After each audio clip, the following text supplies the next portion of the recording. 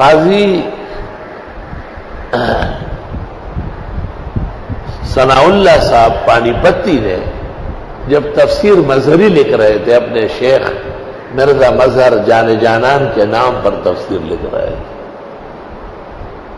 تو مرزا مظہر جان جانان کو کہا آپ بتائیں نا، آپ تو اولیاء اللہ میں سے، خضر زندہ ہے یا مردہ ہے؟ تو مرزا مظہر جانان صفت بصیر میں مراقب ہو گئے۔ صوفیاء کا ایک تناؤ دور ہوتا ہے صفت بصیر سے، اور کافی دیر بعد ہوش میں آئے اور فرمائے میں نے خضر علیہ السلام سے ملاقات کی، میں نے ان سے پوچھا، انہوں نے کہا میں مر چکا ہوں لیکن میں مرے ہوئے لوگوں سے افضل ہوں۔ ہمارے ایک ساتھی تھے، ویڈیل خا جواب ہے اوپر ڈھورے پریشان دیر سو ڈیڑھ خا جواب بڑھتا ہوں۔ مطلب یہ کہ دنیاوی موت اگر آئی بھی ہے تو حق تعالی جل وعلا نے ان کو ایسی زندگی اور ضرورت حیات کی عطا فرمائی کہ گاہ بگاہ دکھائی دیتے ہیں۔ اس سلسلے میں چند واقعات مجھ پر گزرے ہیں، وہ آپ کو سنانا چاہتا ہوں۔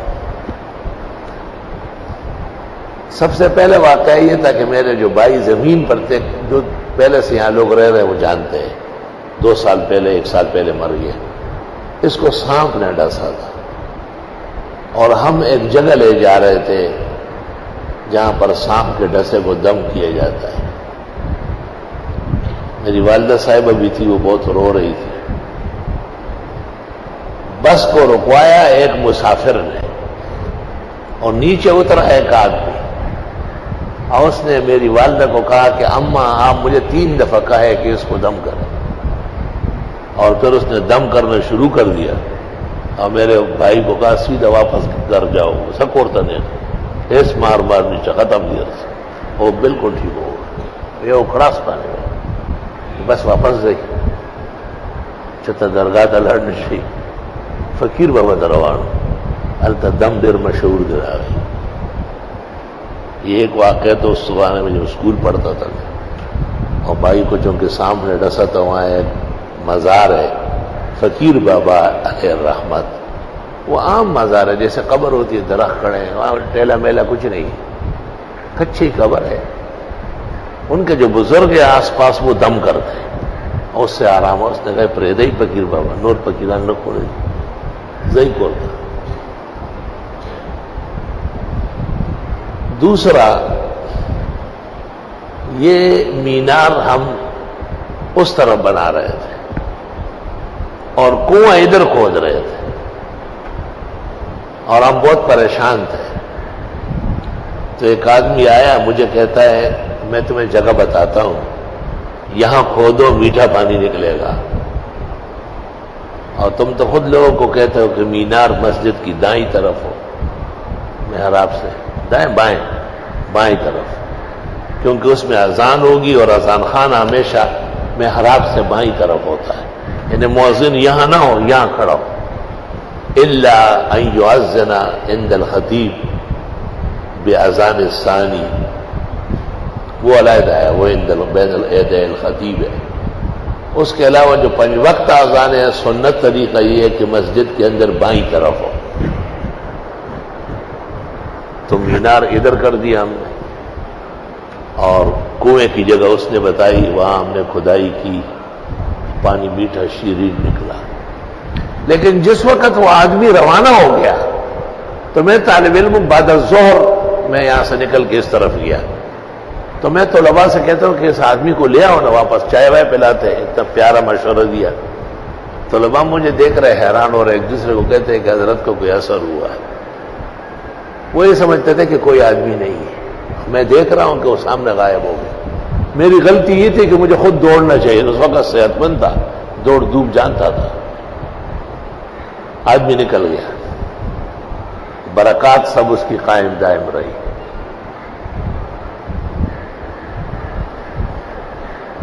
ایک جگہ میں امام تھا، وہاں یہ زرگر برادری آباد ہے. ان کے کچھ لڑکے میرے پاس آئے کہ ہمارے والد صاحب کو 14 سال ہو گئے جو لیٹے ہوئے، پیشاب پاخانہ وہی کرتا ہے. پورے گھر میں انسانی غلاظت کی ایک تعفن ہے، اور میری والدہ تقریباً دیوانی ہو گئی خدمت کر کے. اور ڈاکٹروں کا کہنا یہ ہے کہ یہ بچے گا نہیں، اور اسی طرح 50 سال بھی رہ سکتا ہے لنگڑا شل ہو کر. ایسی کوئی تدبیر جائز ہے کہ یہ مر جائے؟ کوئی انجیکشن لگائے، دوا دے دے. میں رابعہ یا خامسہ بنوری ٹاؤن پڑھتا تھا اور بڑا حیران ہوا کہ ایسا فتویٰ بھی لوگ مانگ سکتے کہ باپ کو خود مارے اگرچہ بیمار ہے. میں نے کہا یہ میرا کام نہیں، میں تو استاد سے پوچھوں گا، وہاں جا کے بنوری ٹاؤن سے پتہ کروں گا. تو میری ایک عادت ہے کہ کچھ اور باتیں بھی کر لیتا ہوں. میں نے کہا کاش کہ کوئی دنیا میں قابل عامل ہوتا، اس کا کام تھا اس کو اٹھانا. جب علاج معالجہ کام نہ کرے تو عملیات کام دکھاتی ہے، لیکن افسوس کہ عاملین میں انسان کا بچہ نہیں ہے اور سارے الو کے پٹھے. اس طرح کوئی دو چار برا بلا کہا. میں اس لڑکے سے بات کر رہا ہوں اور ایک مہمان آیا اور سامنے وضو خانے میں اس مسجد میں بیٹھ گیا اور وضو نہیں کر رہا ہے، مجھے دیکھ رہا ہے. جب وہ لڑکا نکل گیا تو وہ وضو کر کے میرے پاس آئے سے ہاتھ جھاڑتے ہوئے. مجھے کہتے ہیں کیا ہو گیا، بہت ناراض ہو؟ سارے حامل تو ایک جیسے نہیں، کوئی اچھا والا بھی ہوگا. میں نے کہا کبھی دیکھا نہیں، دیکھوں گا تو معافی مانگوں گا، آئندہ ایسا کہوں گا ہی نہیں. اس لڑکے نے کیا کہا؟ میں نے تقریر کی، گھر معلوم ہے. میں نے کہا چند باتوں کی پابندی کر سکیں گے؟ میں نے کہا بالکل، جو آپ کہیں گے کروں گا. کا پہلی بات یہ ہے کہ اس گھر میں جب جائیں گے، جب تک میں بیٹھوں گا اس وقت تک نہ کوئی چلے گا قدم لے گا، نہ کھانا پینا، نہ شربت، نہ چائے، نہ اس کا کوئی تذکرہ ہوگا. میں نے کہا میں ان کو پابند کر لوں گا کہ جب تک یہ مہمان آپ کے والد کو دم کر رہا ہے، خبردار کے کھانے پینے کا یا کوئی فرض آیا اور گیا. دوسری بات یہ کہ تم میرا نام پتہ نہیں پوچھو گے، مجھے کہہ رہے ہیں. تیسرا یہ کہ آپ وہاں بیٹھے رہیں گے، جب میں حدود سے نکل جاؤں گا تو آپ اٹھیں. تو مجھے کہا کوئی بے ادبی تو نہیں ہوئی، ان میں کوئی خلاف شرع بات ہے؟ میں نے کہا نہیں. تو قرآن شریف لے آیا، مجھے کہا اس پہ ہاتھ رکھ کے کہا ہے. جب قرآن شریف لے آیا نا تو میں نے پیشانی پیٹی. میں نے کہا سوک صاحب اقتدار بلاو شاید دیکھو پورا طاقت ہے وہ سر دیکھو پوئی دے گا ٹول کار دے اس کا ہی اور زی اتڑا لگ بالکل اس قرآن پہ ہاتھ رکھے. میں نے ہاتھ رکھا. کائے کے لیے ہاتھ رکھا ہے؟ میں نے کہا جب تک آپ وہاں تشریف فرما ہوں گے تو نہ کوئی کھانا پینا آئے گا، نہ کوئی چائے شربت کا پوچھے گا، نہ کوئی فرد بشر آئے گا، کوئی قدم نہیں لے گا. دوسرا یہ کہ میں آپ کے نام پتہ نہیں پوچھوں گا. اور تیسرا یہ کہ جب تک آپ غائب نہ ہوئے ہو میں اٹھوں گا نہیں وہاں. پھر مجھ سے پوچھتے بے ادبی تو نہیں، آپ خفا تو نہیں ہوئے؟ یہ تو آپ کو عجائب دکھانے کے لیے ہو رہا ہے. مجھے کہ چلے؟ چلے. قریب جگہ تھی، 5-10 منٹ میں ہم وہاں پہنچ گئے. اس کے بیٹوں کو بلایا باہر. میں نے کہا اور کون کون ہے گھر میں؟ کہا امی ہے. میں نے کہا سب بات سنو میری. یہ ساری باتیں ان کو ایک ایک کر کے بتائی اور ہم اندر داخل ہو گئے.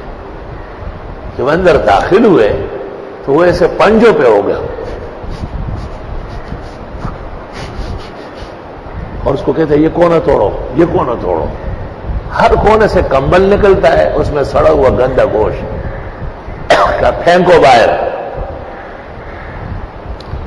اور جب میں نہیں دیکھتا ہوں تو میری طرف دیکھتا ہے ایسا. اور وہ شل جو پڑا ہوا تھا اس کو کہتے ہیں اٹھو اٹھو.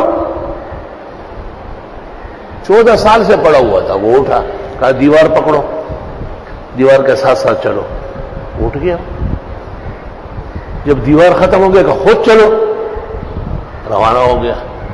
اس کے بیٹے کو کہا تولیہ, صابن, جوڑا لے جاؤ, کپڑا, مسجد میں نہلا کے اور 2 رکعت پڑھوا کے حضرت کی مسجد میں اور یہاں لے آؤ. وہ چلا گیا. میں بیٹھا ہوا ہوں, یہ بھی بیٹھا ہے. 15-20 منٹ میں واپس آ گئے. مجھے کہتے ہیں کوئی طاقتور خیر کا عامل نظر آیا؟ میں نے کہا بالکل. میں رونے لگا. میں نے کہا آپ نے بہت زیادہ احسان کیا لیکن مجھے بالکل باندھ دیا. ایس جیسے بہت غلام آپ کے پیروں میں ہوں گے. یہ ایک تھوڑا ہی ہے, دیکھیں ذرا آپ دم میں نبھا دینا. وہ یہ ایک تھوڑا ہی ہے, ایسے خدا کے بہت بندے ہوتے ہیں. یہ آپ کو دکھانا چاہتا تھا میں. اور بس آخری مجھ سے ہاتھ ملایا اور میرا سینہ چوما اور مجھے کہا میرے سر پہ ہاتھ رکھو. کہا آپ درس حدیث دیں گے, تفسیر دیں گے. اس وقت کوئی اس قسم کا نظام نہیں. رابعہ کا طالب علم تھا. آپ مجھے یاد رکھیں گے, آپ زبردست حافظے کا مالک ہیں اور بہت فائدہ ہوگا امت کو. میں زار و قطار ہوتا ہوا وہاں کچھ بیٹھا رہا. پھر جب یقین ہوا کہ وہ نکل گیا, واپس آیا. شام کو دنیا جمع ہو گئی, جتنے لنگڑے ہیں کراچی کے پلنگوں میں ڈال کے لا رہا ہے. میں رکشا ہی منا خار بچو ماں سے ٹیکا سے گڑیانوں سے رکشے کی لڑ گئے پسراڑو. اس لیے مجھ سے تو ایک قابل قدر ہستی نکل گئی تھی. بہت غمگین تھا. استاد محترم مفتی ولی حسن نے کہا کہ میری بھی ایک بہت قیمتی خاتون بیمار ہے, سنا ہے آپ. میں نے کہا حضرت اس کا سننا ہی بھیانک ہے. میں کسی دن عرض کروں گا, مجھے معاف فرمائیں. تو میرا اپنا خیال یہ ہے کہ یہی خضر مختلف رنگوں میں ہے. یہ دنیا کے اعمال کی وجہ سے نہیں ہو سکتا ہے. اتنا جھٹ پٹ اور اتنے طاقت کے ساتھ ظاہر کرنا. اللہ رب العالمین نے حضرت خضر کو ایسے تکوینیات کے خزائن دیے ہیں. اور ایک واقعہ اور ہے. ان دنوں میں میری ترجیح موت خضر کو ہو گئی تھی اور باقاعدہ درس کے بعد مجھ سے لڑنے آیا. مجھے کہا آپ کی شان کے لائق نہیں ہے اس طرح بات ہے. میں جی یہ تو میں نے بعض بزرگوں پہ اعتماد کیا, کل میں دوبارہ درس دوں گا اور حیات ثابت کروں گا. کہ آپ کے استاد میں کوئی ممات کا قائل تھا؟ میں نے کہا نہیں. کہا بس اسی پہ قانے رہو. میں نے کہا نہیں ہوں, وعدہ کرتا ہوں.